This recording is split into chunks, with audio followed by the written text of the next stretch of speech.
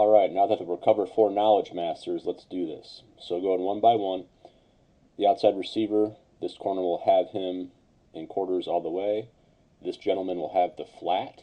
If this guy goes vertical and passes this gentleman, he'll pass him off. This high safety will have this guy, if this guy goes vertical, which he does.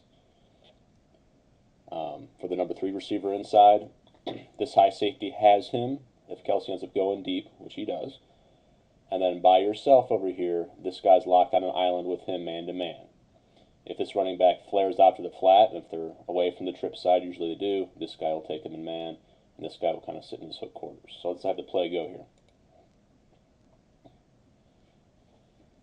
You see he's taking him, he works in the flat and then passes him off. He kind of has him deep in the hook curl. Let's freeze it right there. He was kind of had his job split. He's the guy that makes the big mistake in the play. Kelce looked like he was being occupied, but ends up heading vertical. He kind of ignores Kelce, okay, as he sees Mahomes starting to roll out.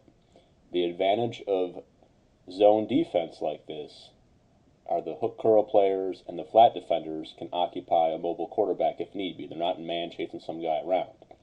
For some reason, Arnett feels the need to come screaming downfield, as you'll see. And he's got 2 other guys to help him contain Mahomes and leaving his job wide open.